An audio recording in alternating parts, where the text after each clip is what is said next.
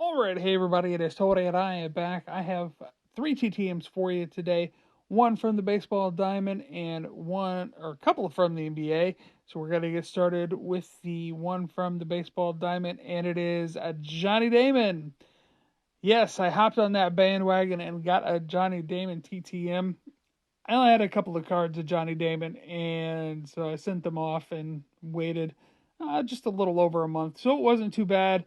You send the cards off to his marketing company, and he'll sign them. So which is cool. I think Johnny Damon could be maybe one day possibly get into the Hall of Fame, especially with those numbers that I mentioned: 2,700 hits, 200 homers, 400 stolen bases, and 500 doubles.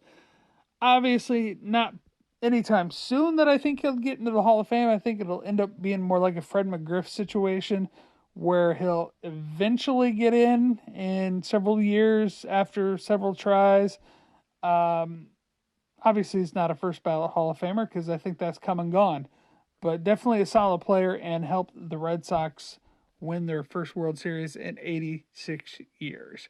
Now it's on to my next TTM, and it comes from the gridiron, and it is Lynn Dickey, Kansas State great. Lynn Dickey, that is. He was a part of the inaugural Kansas State Wildcat Hall of Fame in 1990. In fact, when the Big Eight ceased and turned into the Big 12, the AP voted Lynn Dickey as one of the all-time great QBs in Big Eight history. So that card, the middle card, Lynn Dickey, I rarely send out three cards to anybody, but that middle card, I think he could pass as Dennis Quaid. What do you guys think? I mentioned that in my letter. He didn't respond back, but very happy to get a Lynn Dickey back. He did win a playoff game against the St. Louis Cardinals in 1982, and it passed for 4 touchdowns. That next game, however, against the Dallas Cowboys wasn't so great, as the Dallas Cowboys ended up winning and moving on to the NFC Championship game, where they lost to eventual Super Bowl champion, the Washington Redskins. Now it's on to my next one, and it is Wayne Fontes. Unfortunately, Wayne Fontes only signed one of two.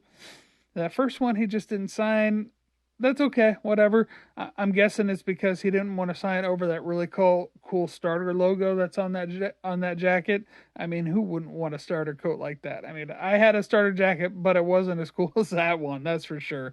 Wayne Fontes should be in the Hall of Fame because, well, I'm probably not his entire decision. I'm guessing, but you know, he did draft Barry Sanders, right? So, for making that correct decision, you should be in the Hall of Fame. Anytime you draft a guy like Barry Sanders, automatic ticket into the Hall of Fame. Did make it to the NFC Championship game one year, 1991, I believe. And then were throttled by the Washington Redskins, who won the Super Bowl that year. Their last Super Bowl victory.